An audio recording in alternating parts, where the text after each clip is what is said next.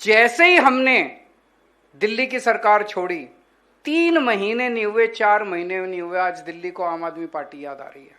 4 महीने के अंदर बेड़ा गर्क कर दिया बीजेपी की सरकार ने। एक के बाद एक मोहल्ला क्लिनिक बंद करते जा रहे हैं।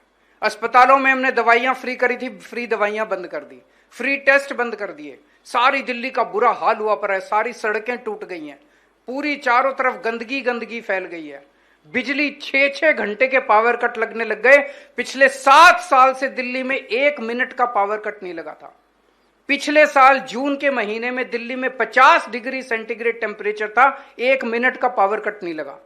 आज अभी तो बारिशों का दिन है, अभी भी बिजली के पावर कट लग रहे हैं। तो दिल्ली का बुरा हाल कर दिया इन लोगों ने। इनकी नीयत खराब है। जैसे मैंने कहा कि इससे साफ जाहिर है, इनके सुनने में आता है हर एमएलए ने अपनी दुकान खोल ली है। बीजेपी के हर एमएलए ने वहां पे दिल्ली के अंदर, हर मंत्री ने अपनी दुकान खोल ली है। तो उन्होंने पैसा कमाना है, उनका कोई मकसद नहीं है सुधार करने का। जितने दिन हमारी सरकार रही, हमें काम नहीं करने दिया, उसके बावजूद हमने काम किया।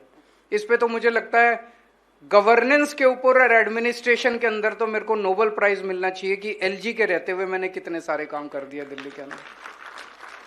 इतनी मुश्किलों के अंदर आपको जान के ताज्जुब होगा, हमने मोहल्ला क्लिनिक बनाए दिल्ली में। 5 मोहल्ला क्लिनिक इनकी बीजेपी की नगर निगम ने बुलडोजर भेज के मोहल्ला क्लिनिक तोड़ दिए इन लोगों ने। क्या मिला इनको? सरकारी मोहल्ला क्लिनिक थे, दिल्ली सरकार के मोहल्ला क्लिनिक नगर निगम ने तोड़ दिए। जिस तरह से इन्होंने परेशान किया, ना काम करेंगे और ना काम करने देंगे, ये इनकी फिलॉसफी है। मैं उम्मीद करता था जब हमने दिल्ली में सरकार संभाली थी, मैं जो मान साहब सिकंदर की कहानी सुना रहे थे, मैं कोई सिकंदर नहीं हूं, ना मुझे कोई सारे चुनाव जीतने का शौक है। मेरा तो ये था कि हम एक मॉडल क्रिएट कर दें। एक उम्मीद जो देश के अंदर खत्म हो गई थी कि सरकारी स्कूल ठीक नहीं हो सकते, प्लानिंग कमीशन कहता था इनको कंपनियों को दे दो, सरकारी अस्पताल ठीक नहीं हो सकते, इनको इसको दे दो।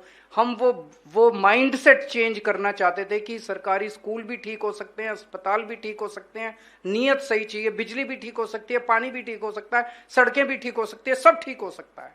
वो हमने करके दिखाया। अगर ये बीजेपी और कांग्रेस वाले, मैंने इनको कितना कहा, मैंने कहा मैं मनीष सिसोदिया भेज देता हूं, तुम्हारे राज्य के स्कूल ठीक कराएगा।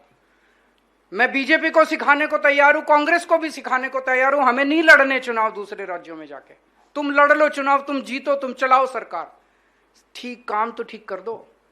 हम तुमको सिखाने के लिए तैयार हैं, लेकिन उनका कोई नियत नहीं है उनकी काम करने की, उन्होंने केवल पैसा कमाना है। तो मैं बेहद खुश हूं आज ये हो रहा है। और अब पंजाब में जितनी तेजी से आज काम हो रहा है, मैं समझता हूं कि अगले 5 साल के बाद जैस्मिन शाह पंजाब मॉडल के ऊपर भी एक किताब लिखेंगे